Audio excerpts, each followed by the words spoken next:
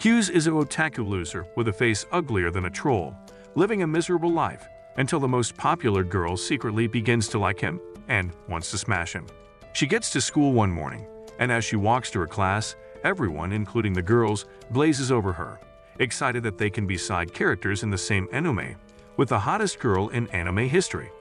On her way, a freaking idiot who has too much confidence in his ugly appearance approaches her and tells her that her aura is giving.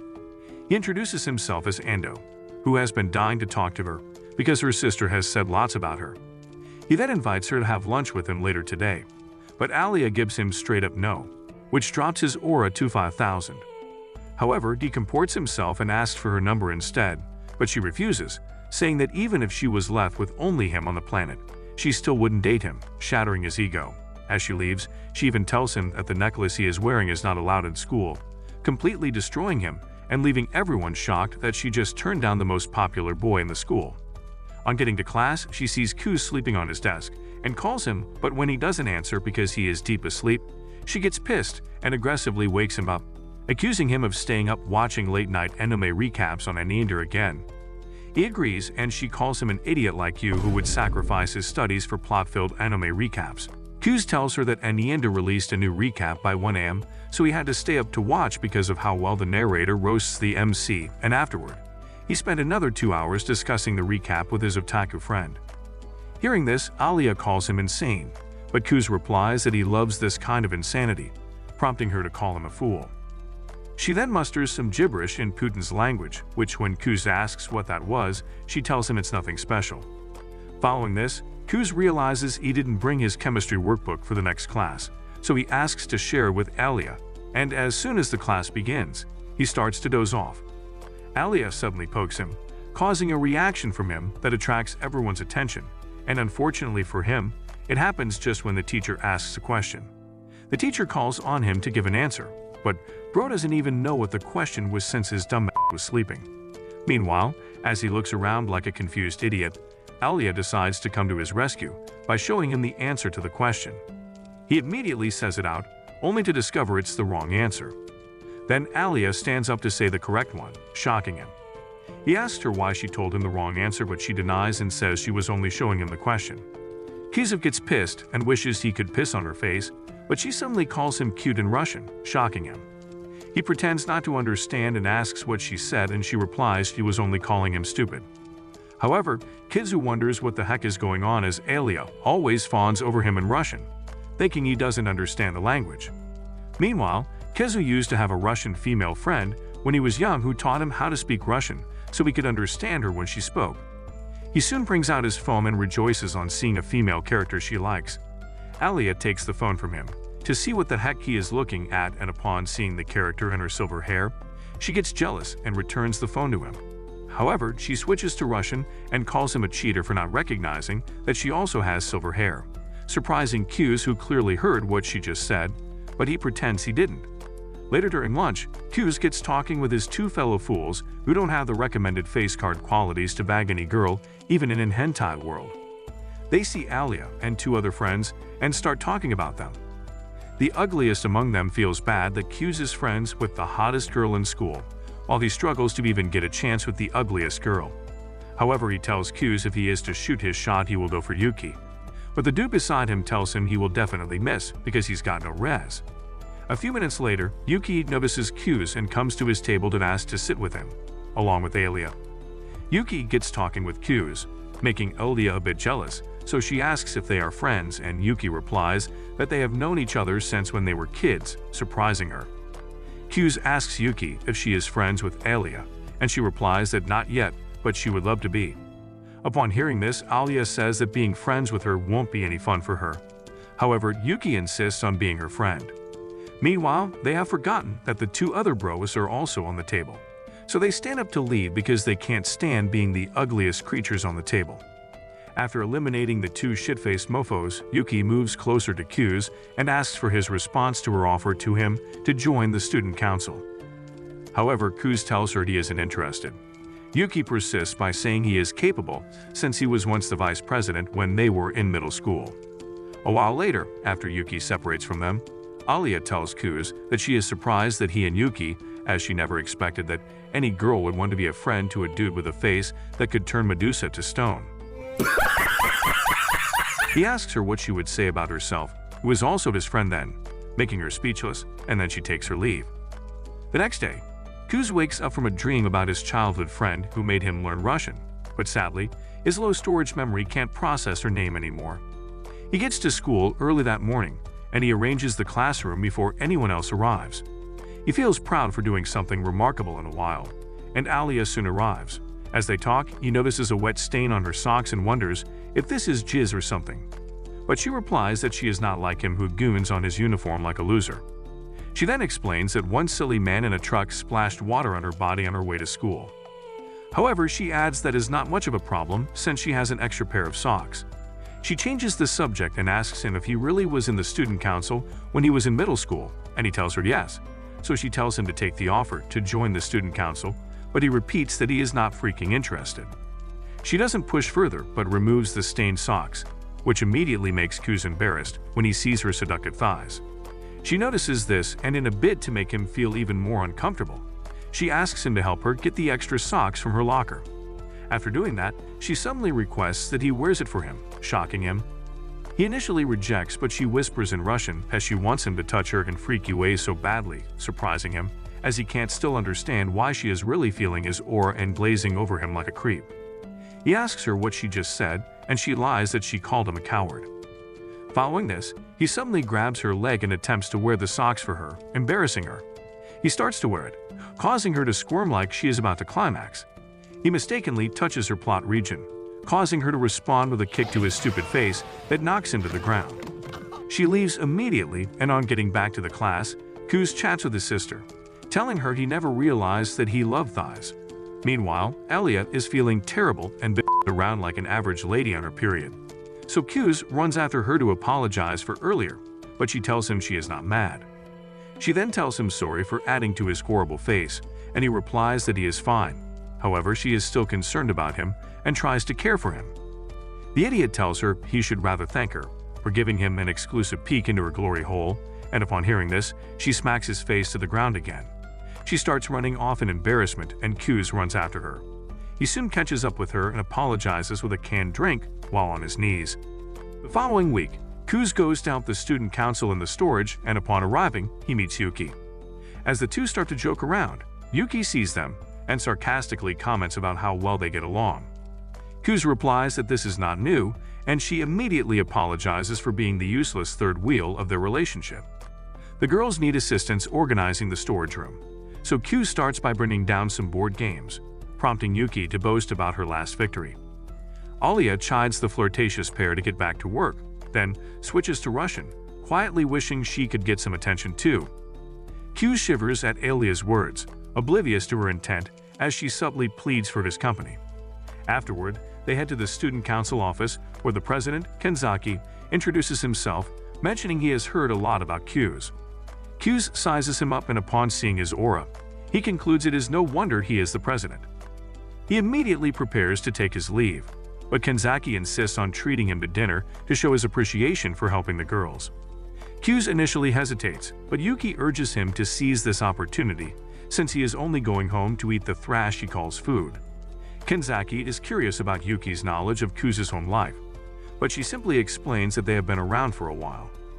Kenzaki extends the dinner invitation to the girls, and they agree.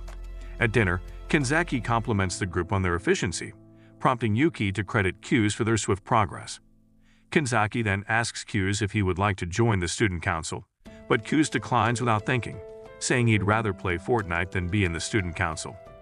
Kenzaki tries to persuade Kuz by mentioning that joining the student council would significantly boost his recommendation, but Kuz is more interested in a different kind of recommendation, a hardcore corn that he can jizz to tonight. Yuki joins in the pestering, prompting Kuz to ask why she even needs him when she's almost guaranteed to win. Kenzaki reveals that's not necessarily true, especially since Alia is planning to run as well. This surprises Kuz, and he looks at Alia to see if she would say otherwise, but Alia confirms that it's true. After dinner, Kenzaki suggests that Kuz walk Alia home while he escorts Yuki, so they split up. Alia is unusually distant towards Kuz, and when they reach her stop, she leaves without her usual affectionate remarks in Russian. When Kuz gets home, he immediately senses someone else is there. Inside, he finds Yuki casually relaxing on the couch. He asks what she's doing there, but she ignores him, engrossed in her favorite manga, hoping there are uncensored scenes just like you cultured losers wish you could get on this channel. Kuz calls her out on pretending they are childhood friends at school, when they are rather siblings, but Yuki argues that being siblings doesn't negate the fact that they are childhood friends. The next day, Kuz wakes up and finds Yuki in a cowgirl position on top of him, ready to ride him like a stallion, but he tells her he's not interested, because the laws here are quite different from the ones in Alabama. Following this, they head for the mall together, and Yuki goes to the luxury section where she starts to check out clothes with prices higher than the money Kuz has ever handled in his life as a brokey. As they shop, Kuz mentions to Yuki that he's been seeing a silver figure at the edge of his vision, and asks her if she noticed too, but Yuki tells him she has noticed before his slow brain could even realize that someone was peeping on them. He wonders what he should do in this situation, but Alia doesn't give 2 cents about it and walks straight up to confront Alia about why she is being a hell of a right now. Trying to act nonchalant, Alia claims she only just noticed them, but everyone knows she is just capping. Yuki invites Alia to join them for lunch, but Kuz tries to stop her. However, this only makes Alia get more curious, wondering why he doesn't want her to come along. Meanwhile, Yuki warns Alia about the spicy food they're headed for, suggesting she might not handle it well, but the stubborn goat insists on going with them. Once they arrive at the restaurant, Alia becomes startled when she sees that the shop looks like it is run by Lucifer, and she wonders why the heck does a restaurant look like hell. They soon head inside, and as they check the menu, Yuki details the fiery experience each dish promises, prompting Kuz to order the mildest option for Alia, so she won't transit to nirvana over a dish. The girls decide to go with this choice, and as they await their meal, Alia remarks on Yuki's tomboyish appearance, leading Yuki to casually mention she was in bed with Kuz that morning. This catches Kuz off guard, causing him to spit out his drink. Alia is shocked and looks at Kuz to hear the heck he has to say about it. Kuz tells her it is not what she thinks and goes on to give a shady explanation that he just innocently found her on top of him on his bed. Finally, their order soon arrives, and upon seeing the meal, she becomes scared for her life, but she quickly maintains her aura so she won't appear like a soul. She grabs the chopsticks and puts the first portion in her mouth, which short-circuits her brain immediately. Kuz asks her if she is okay, but she says she is fine. She begins to cry, pleading for help in Russian, but each time Kuz tries to assist, the idiot refuses his help. Suddenly, Yuki decides to be mischievous and offers her more spice to add to her food, since Alia is an idiot who would do anything to make people think she is chilled as hell, whereas she is cooked as hell. Kuz realizes Yuki is doing this on purpose and tries to stop Alia from adding the spice, but she stubbornly adds it to her food anyway, and when she takes a bite, she screams out her mama. Later outside, Kuz mentions that Yuki went off to buy something, leaving just the 2 of them, and since they are alone, he asks her if she would like to lick his cream, to which she agrees without any hesitation because she has always wanted to know how tasty it is. She takes the ice cream to cool off, and just as she calms down, Kuz suddenly asks why she wants to be student council president. Alia replies that she doesn't need a reason to aim higher, and Kuz inquires if she has a running mate. Alia says she doesn't need one and would probably ask a random stranger just because of the rules, but when she switches to Russian, she secretly wishes Kuz would run with her. This reminds Kuz of a time he saw a girl cry over losing an election, making him feel sympathetic. Alia asks if he has any plans afterward, and Kuz replies that he doesn't and that Yuki won't be back for a while. Alia asks him to follow her while she goes shopping. Kuz points out that it might imply a close relationship between them, but when he realizes that Alia doesn't have any friends due to her attitude, he decides to accompany her out of pity. They head to the store, and Alia wonders why Kuz has suddenly become nice to her. She starts to get mad when she thinks it's because he expects her to lose the presidency. Frustrated, she heads to the changing stalls, intending to blow him out of the water with her fashion sense. However, before she starts changing, she reasons that an otaku has wild imaginations, so she tells him to move farther away to prevent from hearing her wear her clothes, as though that is supposed to get him freaky. Feeling relieved, she begins changing, thinking about giving the viewers of this recap some exclusive content, but sorry, we censored it. She soon changes into a cute outfit to show him, but then worries about what she'll do if he has no reaction, and she decides to bite off his little meat if he does. When she opens the curtain, Q's genuinely tells her she looks great, and even puts effort into his compliment, making her embarrassed because she didn't expect it. She quickly closes the curtain, feeling overwhelmed, while Q's is equally embarrassed, unsure if the crappy Riz lines he learned as a Discord mod actually worked or not. Alia wonders if he's used to giving compliments because of Yuki, so she decides to try a boyish outfit like Yuki's. Q's rizzes her again by telling her she looks like Livy Dunn, and he would love to be her baby Gronk. Following this, Alia tries on several outfits, each time hoping for more compliments from Q's, who is already exhausting all the Riz lines in his dumbskull. This time, she picks something a bit risky to tease Q's with some skin. However, when she opens the curtain, she finds Yuki standing there and Q's giving her a blank stare. Embarrassed, she shuts the curtains and switches to Russian, wishing she could disappear. Yuki wonders what she just said and asks Q's to translate it for her. Later on the train, Alia zones out, looking like a zombified goat, but she snaps out of it when Q's and Yuki say their goodbyes. After they leave, she begins freaking out about the skimpy skirt she wore earlier, but then it suddenly dawns on her that the two came off at the same station. Afterward, Kujo heads home where her sister Maria greets her. Noticing Kujo's unusually somber mood, Maria asks what's wrong and Kujo talks about Q's and his supposed childhood friend, making Maria happy that Kujo is starting to like someone unlike before when her heart was padded with vibranium. Kujo tries to brush it off, but Maria directly asks if she likes Q's. However, Kujo deflects, insisting they're just friends. Maria questions this, pointing out that Q's is an indifferent slacker, which Kujo typically dislikes. Kujo recounts how it all began 6 years ago in Russia during a class project where the winning group would receive a prize. Excited to contribute, Kujo went into town to interview someone for their subject study. However, upon returning to school, she realized her group didn't give a shit about the heck she was doing. Kujo tried to motivate them to win, but all her efforts were met with apathy since her group was full of a bunch of losers who just loved losing. She even wrote an extensive report for the project, but her group mates weren't buying that, so they dismissed her efforts and told her to go and hug an electric pole. A disagreement ensued, leaving Kujo to finish the project on her own. And when another group eventually won the prize, she was deeply disappointed by the loss. On her way home, Kujo found herself frustrated, realizing she couldn't expect others to share her level of drive and determination, so she resolved to do things by herself from that day onward. Years later, she transferred to a prestigious Japanese school, where she met Q's, the seemingly unmotivated guy who seemed to be tired of breathing and needed a break. After exchanging introductions, Kujo quickly noticed that Q's was a top-tier sleeper who thought the reason for his existence was to close his eyes for 10 hours a day. However, this didn't surprise Kujo because this was not the first time she was seeing someone so unmotivated with life and had nothing going for him. When the school festival approached, everyone was assigned different tasks, but Kujo took it upon herself to shoulder the workload alone. Some classmates urged her to chill, reminding her it was just a school festival, but Kujo told them she didn't take advice from losers determined to give it her all. Despite pricking her fingers repeatedly, she refused to stop until the job was done.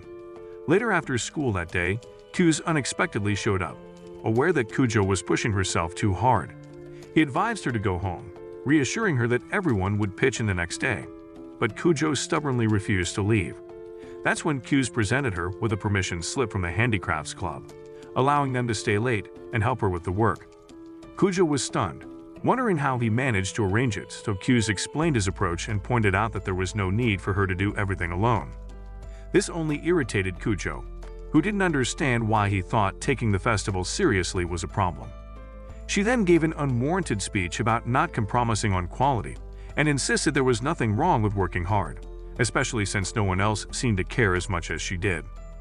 Q's reminded Kujo that the whole point of festival attractions was to work together, suggesting she should rather have blackmailed the others into putting in their best efforts. However, sensing he was about to get another personality lecture, he quickly apologized and acknowledged all the hard work she had put in. Finally, Kujo calmed down and agreed to head home, but couldn't help wondering what was going on with that dude. The next day, the boys stepped up their game, much to Kujo's surprise, and not only did they get everything done, but everyone, including Kujo, enjoyed the process. When the school festival finally kicked off, everything ran smoothly. Later at the after-party, Kujo found Q sitting alone and decided to join him. He asked her if she wasn't dancing because she had 2 left feet, and she told him not to even dare her, because her legs could do unimaginable things, including the kind of things you'd clear from your browser's history after watching. However, she refused to dance because all her admirers were a bunch of ugly dudes. Q's playfully called her response typical of the Ice Princess, but Kujo didn't seem cool with this and explained that the princess part suggested she was a spoiled, silver-haired snob. She added that even though she was born with above-average looks and talent, she had always worked hard and didn't want her efforts to be overshadowed by the favor of her birth. Q's got it and promised not to use the nickname, which pleasantly surprised her. She thanked him for helping her see the importance of enjoying the festival with everyone even though she had been a jerk, and apologized for the boring speech she had given earlier. Q's told her it was no big deal, as it wasn't the first time he had listened to speeches that worked better than sedatives. But Kujo insisted on repaying him in a more tangible way and told him to name anything he wanted, even to a taste of her cookie. Q's takes a moment to consider and then asks Kujo if she has a real nickname. When she tells him it's Alia, he asks if he can call her that. She playfully asks what's in it for him, and he jokingly replies that he'll earn bragging rights for being on a first-name basis with the class idol, and he thanks her for the privilege. Just then, some desperate idiots appear, asking Alia for a dance. The boys start simping like sissies, arguing over who should get the first dance. Overwhelmed by the situation, Kujo becomes visibly uncomfortable, and sensing her distress, Q steps in, takes her hand, and declares to the group that she's already taken. Kujo's heart skips a beat as she looks at Q's in surprise. He then challenges her to see how quickly she can learn the dance, and she eagerly accepts his offer. From that point on, Q's returned to his usual laid-back self, prompting Kujo to tease him mercilessly, but deep down, she's been rizzed up. Back to the present, Maria compliments their adorable story, but Kujo insists that it's not what it seems, as she has probably been friend-zoned or something. However, Maria, recognizing a classic friends-to-lovers situation, isn't convinced, especially since she has her own experience with a mysterious lover from her locket. Kujo reluctantly admits that Q's does come through when it matters, while Maria starts gushing about her beloved Soikun, much to Kujo's annoyance. The following day, Q steps in at the student council to cover for Yuki. Maria, excited to meet him, introduces herself as Kujo's older sister and the council secretary. Q's politely offers to help her with any errands, but Maria playfully tells him not to be so formal since he's a friend of Kujo. She grabs his hands, warmly expressing her pleasure in meeting him, but there's something oddly familiar about the interaction. When she asks for his first name and he tells her, Maria has a moment of realization. After hesitating, she apologizes for the brief pause and continues, saying it's nice to meet Kujo's friend. Switching to Russian, she tells him they should get going, but Q's asks what that meant even though he is aware. Later, they head out to shop for office supplies. Maria gets distracted by a cute plushie and suggests buying one for each council member, but Q's points out that Kenzeki wouldn't appreciate such a gift being a Sigma. They decide to scrap the idea, but Maria insists on getting one for herself. Later on their way, Q's can't help but feel sympathy for Kujo, dealing with such an unpredictable sister.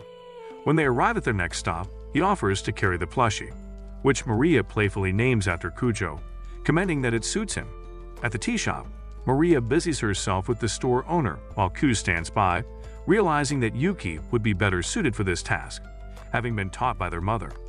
This thought triggers a memory of when his father broke the news of their parents' divorce when he was a child. Q's chose to live with his dad, while Yuki stayed with their mom. Lost in thought, he snapped back to reality when Maria notices his pained expression. She then gives him a comforting hug and gently pats his hair, a gesture that feels strangely familiar and soothing to him, until she accidentally spills hot tea on him, abruptly ending the moment. Later on, Q's and Maria return to the student council room, where Kenzaki playfully reminds Maria not to forget her spooky demon plushie. After handing over the supplies they gathered, Kenzaki thanks Q's for keeping Maria from turning the office into something straight out of a horror movie. Taking the opportunity, Kenzaki asks Q's if he's given any more thought to joining the student council. Q's declines again and says he'd rather have his balls hit. However, he's still open to lending a hand when needed. Maria then suggests that he could just join on paper, leaving Q's curious about why they're so intent on having him officially join. Kenzaki, sensing his hesitation, questions why Q's is so resistant. hinting that there might be a deeper reason behind his refusal. He recalls how Q's was a standout as the vice president during middle school, but Q's brushes it off, saying he didn't have any real ambitions back then. To Q's surprise, Kanzaki admits that his motivation for becoming the student council president was to impress a level 10 Kiat baddie who was out of his league. Kanzaki then pulls out his throwback picture where he looked like he was always used for wiping bums. Q's asks if it is younger brother, as he wonders why he is that ugly. But Kanzaki reveals it's his picture from 2 years ago, shocking Q's, who remarks that he resembled Michelin, and Kanzaki laughs, admitting that he was not only overweight but also had an unmatched record of failure. Everything changed for him when he developed a crush for a 10 and decided to up his game to win her over. Kanzaki points out that even Maria joined the group because Chizaki asked her to, so Maria admits it's true and adds that it doesn't really matter why someone joins as long as they work for the benefit of the students. Kanzaki then reminds him that he and Yuki made a great team back in middle school, and there's nothing for Q's to be embarrassed about. This makes Q's reminisce about the good old days with his sister. Noticing this, Kanzaki reassures him that it's perfectly fine if he only wants to help someone else become president.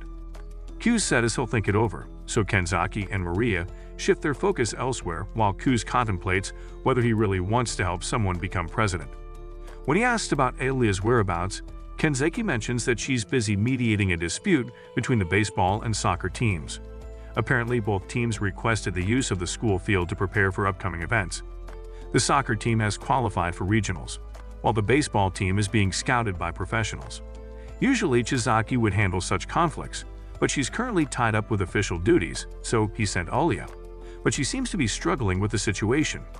Upon hearing this, Kuz decides to check if the teams are actually fighting. Meanwhile, the baseball and soccer teams are in the middle of an intense stare-down, with Alia observing. The guys get into a heated argument about whose match is more important, but when Alia tries to join the discussion, the soccer team challenges her to come up with a solution. Alia suggests they use the Riverside Park for practice, but the soccer team tries to pass the idea to the baseball team, who refuse to compromise. Throughout this, the captains of both teams, along with the management team, remain oddly silent. As the argument escalates, Alia begins to realize she sucks at managing, which makes her wonder how the heck she wants to be the president then. The promise she made to herself years ago is starting to backfire, and her previous attitude toward others is now making her seem like a clown in a circus performance. Feeling overwhelmed, she starts to cry and switches to Russian to ask for help. At that moment, Q steps in, announcing that he's now responsible for Student Council General Affairs and is there to assist. Just a few moments earlier, Q had overheard the teams arguing while Alia tried to mediate. He knew Alia's approach wasn't going to work, but decided to let her learn from the experience. However, when he heard her plea for help in Russian, he couldn't ignore it. Both teams recognize Q's from his middle school days, so he proposes a compromise. The baseball team can use the Riverside Park since they have fewer members, and in return, the soccer team will send some players to help them out. The boys begin to voice their objections, and Alia tries to calm them down. However, Kuz remains focused on the management team. Suddenly, the head manager steps in and offers her team's assistance, causing the baseball guys to change their tune completely. With the dispute finally settled, Kuz wraps up the matter, suggesting they file official requests the next day, while Alia looks on in surprise. As they head back to the office, Kuz apologizes to Alia for stepping in and possibly making her look bad. Alia brushes it off, but asks him why he made that suggestion, almost as if he knew the soccer manager would volunteer. Kuz is caught off guard by her observation, but Alia points out that he was watching her closely the entire time. That's when Kuz reveals that the manager is actually dating the baseball team's captain, shocking her. The baseball captain remained silent throughout the meeting because he was torn between helping his girlfriend and keeping his priorities straight, but Kuz was confident the manager would jump at the opportunity, ensuring a happy ending for everyone involved. Later, they run into Kanzaki, who asks how things went. Alia credits Kuz for working his magic, and Kanzaki praises them, but Kuz quickly calls him out for orchestrating the whole situation. Kanzaki admits to it and then asks Kuz if he's finally made up his mind, to which Kuz finally says yes. Kanzaki then invites him to the office to get started. As Alia and Kuz head home, Kuz grumbles about being outsmarted by Kanzaki. Alia questions whether he's planning to join the student council just to compete with Yuki for the presidency. Q's turns the question back on her, asking if she'd step aside if he were to run. But Alia, determined as ever, declares that she won't back down, even if it means facing him in the election. Sensing her resolve, Q's offers to help her become the student council president, causing Alia to be taken aback. But Q's reassures her that he'll support her in every way, extending his hand as a gesture of solidarity. Alia wipes away a tear and takes his hand, sealing their partnership. However, she suddenly says something in Russian, which reminds him of once having a similar experience. He smiles at the familiarity until he realizes Alia is squeezing his hand a bit too hard. She accuses him of thinking about someone else, making Q's panic. She presses him about Yuki, and though Q's denies any such thoughts, Alia expresses her frustration with a well-placed hot friendly slap. As Q's lies on the ground, she offers her hand to help him up, and on the way back, Q's gives a 5-star review for the slap he had just received. It was quick and efficient in waking his numbskull, but Alia tells him his IQ must be at absolute 0. When they finally reach Alia's building, she inquires if he's lost sensation in his cheek, but Q's says he's fine. However, Alia, already looking for an opportunity, leans in and unexpectedly kisses his cheek, leaving him stunned. Alia, noticing his surprise, questions his reaction, while Q's is left wondering if that was a dream because that she can't be real. Alia leaves without giving the answers Kizu was hoping for, leaving him frustrated and wishing she had said what she meant in Russian. Unbeknownst to him, Alia had actually confessed her love in Russian earlier, and now she's completely freaking out. Despite her feelings, which she refuses to acknowledge, she's convinced that if she ever confessed, Q's would just laugh at her. As Alia wrestles with her conflicting emotions, she hears the door click shut. When she looks over, she finds Maria sitting nearby, clearly troubled by something. However, when Alia asks about it, Maria pulls out a plushie to distract her. As she gets up to leave, Maria casually mentions meeting Q's and seeing why Alia might be drawn to his charm. Alia, of course, denies it, but Maria advises her to make her move before someone else does, because if she snoozes, she loses. When Alia presses her for more details, Maria just walks away, leaving her with even more questions. As Q's heads home, he feels like a simp for what he said to Alia earlier, but he suddenly stops to think about Alia's confession, wondering if all her secret flirts in Russian have been genuine or she's just being goofy towards him. He continues walking and remembers when his parents used to quarrel. He concludes that love is a scam and is not what racking his brain over, even though it's small and empty. He soon gets home and walks in on Yuki in the bathroom. Yuki immediately pretends to be embarrassed even though she planned it, so he can see her work of art. Maybe he would decide to make a few strokes on it with his pencil and turn it into a masterpiece. Q's thinks she is just a kid and attempts to leave, but she holds him back and asks if he isn't curious about why she did this. She tells him that she recently realized even though they have lived together for years, there has never been a time he walked in on her when she was changing, which probably should happen to all brothers at least once in their lives. He tells her brain is fried from watching too many TikTok videos, but she replies that she also did this to make up for tricking him earlier. Dude still thinks his sister is crazy, and she pesters him to reveal if he checked her out earlier, but he tells her she is built like a surfboard, so there was nothing to check out even if he were too, crushing her self-esteem. Later, as he talks with her, he reveals that he is joining Alia in running for presidency of the student council, causing a jealous reaction from her. Yuki says it's because Alia's got big melons and asks him to come and squeeze hers, if that will make him like her more, but he tells her to shut her freaking mouth. She soon stands up to leave his room, and as she leaves, she tells him she is now rivals with Alia, and whenever he is tired and needs pillows to rest his head on, he can always come and place it on her heavenly pillows. The next day at school, Alia eagerly waits for Q's to arrive, but she snaps herself out of her fret when she realizes that she is already losing her guard. She reasons that his stupid ass is going to walk in with a sleepy face as always anyways.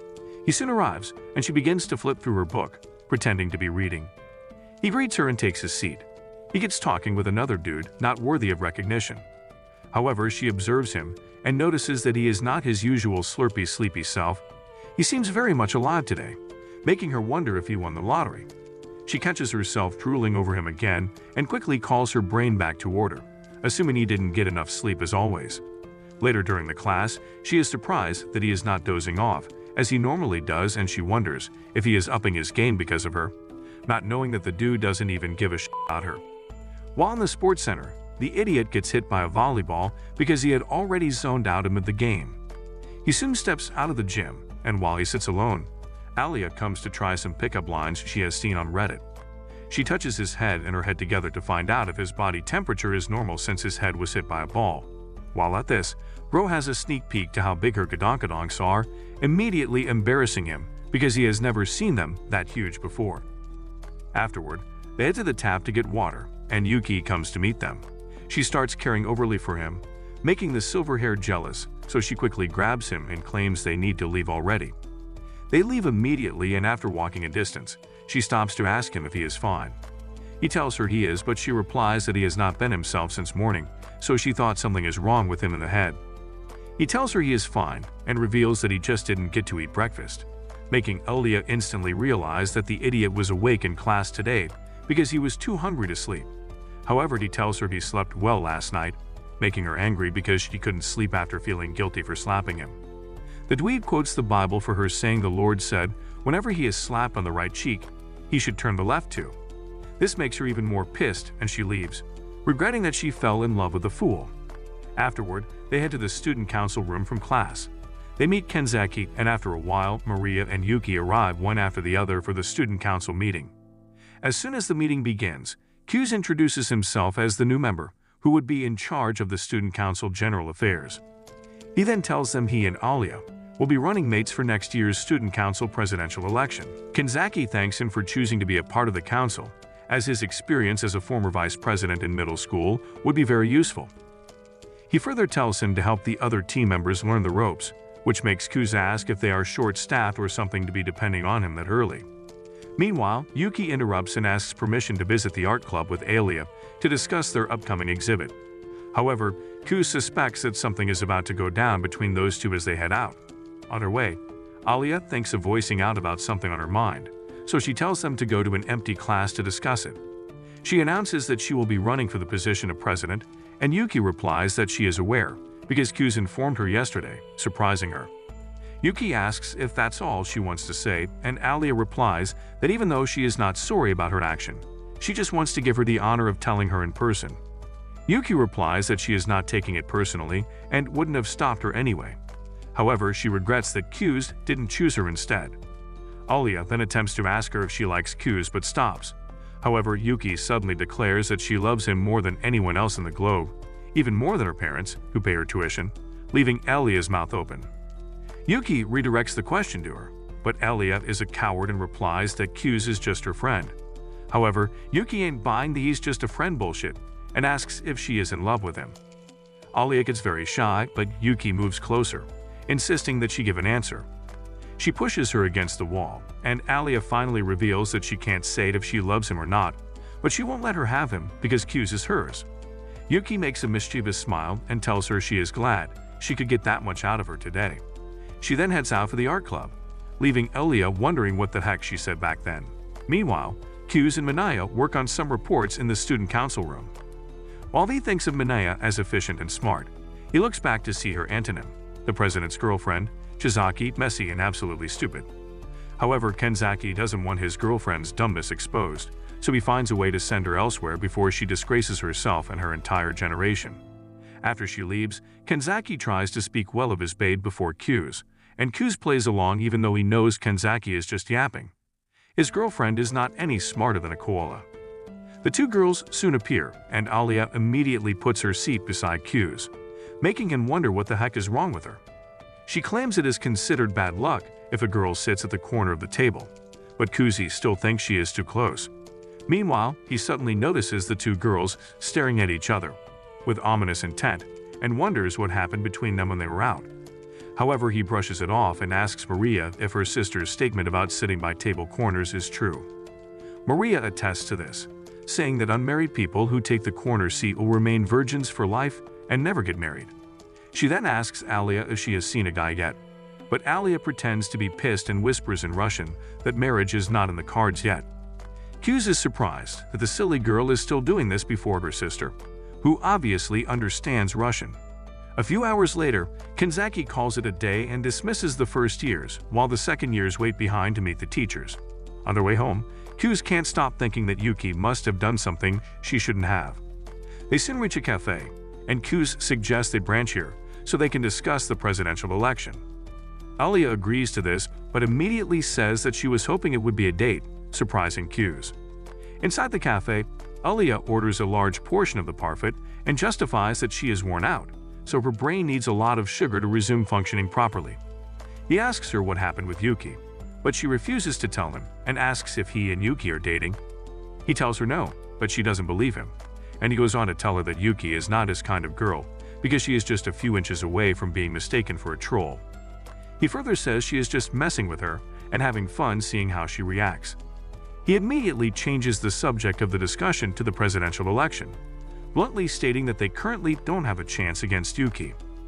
Alia wonders why he said that, and he gives her a backstory of how 12 students were contesting for the president while in middle school, but 6 students dropped out at the student congress right before the election.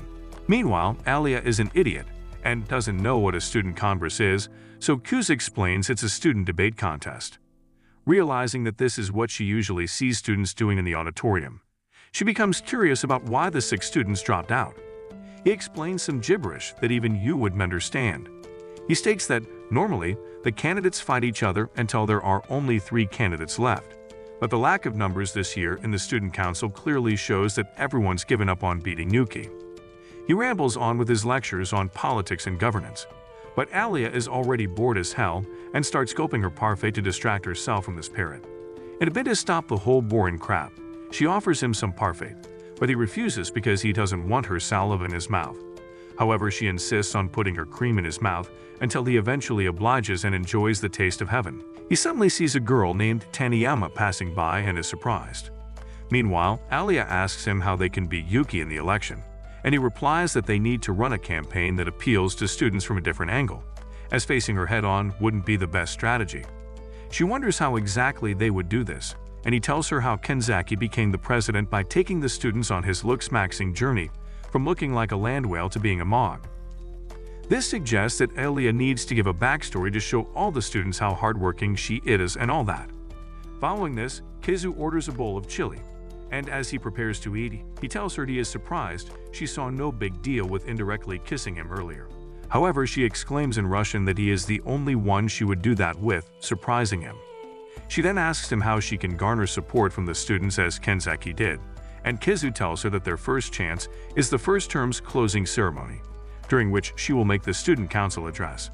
She asks him what she should say in her speech, and he tells her to be herself and say whatever she wants as students are more likely to trust her that way. As they continue talking, he asks her if she wants to try his meal, but immediately remembers that she can't handle this level of heat.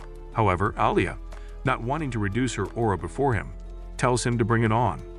He gives her a portion, and as soon as she takes a spoon, her brain switches off immediately from how spicy it is. Later on their way home, Alia asks Kuz what he thinks Yuki will do since he happens to be running alongside her, and Kuz tells her even though she is powerful enough to run alone, she will likely take someone in the student council as her partner. However, he adds that they will be in trouble if she brings out the likes of Taniyama. Alia wonders who that is, and he tells her that she took Yuki to the wire during the election they won. Meanwhile, shockingly in the student council meeting the next day, Yuki reveals Ayano as her running partner. The next day, as Kuz walks across the hallway, Ayano suddenly appears behind him and asks him to follow her. As Kuz follows behind her, he reasons that Ayano is like a ninja who never fails to amaze him. On getting outside, she thanks him for taking out time to talk to her, but Kuz tells her to cut the she is doing and go straight to why she called him out. She asks him if it is true that he is running for the presidential election along with Alia, and when he confirms it, she tells him the master is not pleased with the fact that he is standing in Yuki's way after despising their family. However, Kuz doesn't give a because the dude is an asshole who is trying to act like they are family after once telling him they are nothing other than strangers. He asks her if Cramps sent her to confirm whether it's true, but she tells him she is asking of her own accord because it's her job to assess all threats to her. She adds that she always trusted that he wouldn't do anything to cause Yuki grief, but it seems she was wrong. Kuz replies that he didn't do it to oppose Yuki deliberately, but was rather just an unfortunate event. Ayano then asks if running with Kujo is important, that he'd rather hurt Yuki to do it, and he replies absolutely. He further expresses that he promised Alia He would do everything in his power to make her president. But Ayano cuts in and asks if this is because he has any feelings for Alia. He replies no, saying that he is only doing this because he wants to, and then tells her to inform Gramps to stop being a sissy and come face him himself man to man. Finally, before Ayano takes her leave, she asks him if she can trust his love for Yuki remains the same, and he replies that Yuki remains the most important person to him in the world, and then begs Ayano to be there for her. Following this, Q's is in the class with his stupid friends who jizz to hot chicks in magazines because they are losers and can't rise girls. They start teasing him about Alia, but he tells them she is just like a sister to him. Alia overhears this and insults him in Russian before accusing him of bringing such a magazine to school even as a student council member, but he quickly tells her it belongs to his friend. Alia takes her seat and Q's stupid friends, who are not reading the room, continue their mindless chatter. They ask him if he has ever thought of dating Yuki, but not wanting to experience Alia's wrath in Russian, he replies that not even in his dreams. He then states that he wants a girlfriend who can also be his bestie and has a cute smile, giving Alia butterflies in her tummy. However, Q's friends start talking trash and indirectly shade Alia, but Q's quickly cautions them, saying they should try to make her feel good, even if they have to lie or something. But this worthless moron, called Takeshi, only makes things worse and gets Alia even more pissed. Meanwhile, Ayano meets Yuki to give her feedback on her brief meeting with Q's.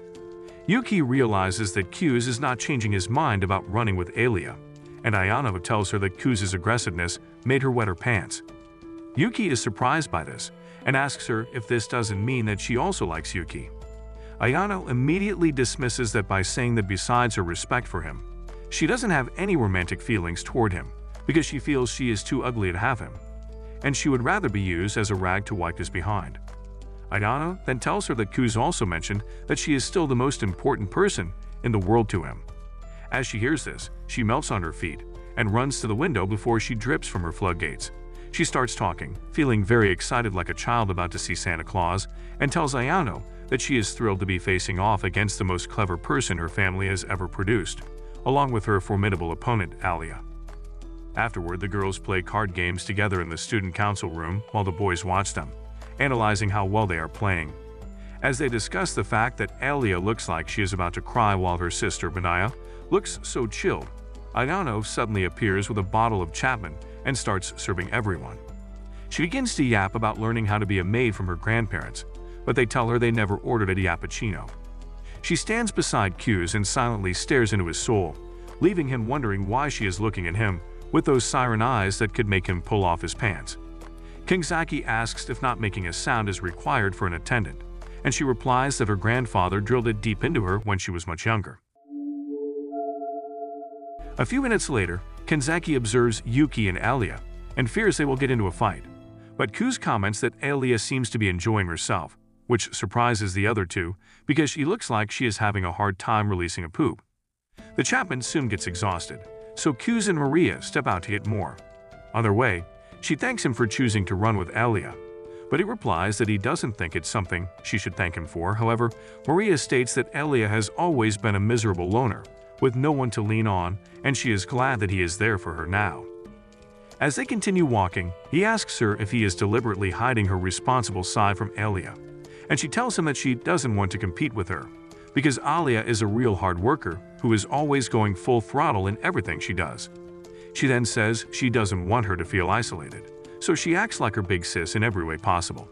She adds that relationships between siblings are complicated because they are the closest people in the world, forcing them to compare and compete with each other. Q's agrees to this as he thinks about Yuki for a moment and how he always feels like a pile of around her. He then tells Maria that she is a great big sister, to which she agrees, but she tells him not to mention this to Alia. However, Q's replies that there is no point in him telling Alia, because she won't believe him until she sees the more mature and responsible side of her. Maria advises Q's not to hide his responsible side like herself, and he tells her he doesn't have a good reason for it, so he is just some selfish, ugly bastard looking out only for himself. As he says this, Maria suddenly rubs his head and tells him he will be fine, shocking him and leaving him wondering why it is so easy for her to break through her shell.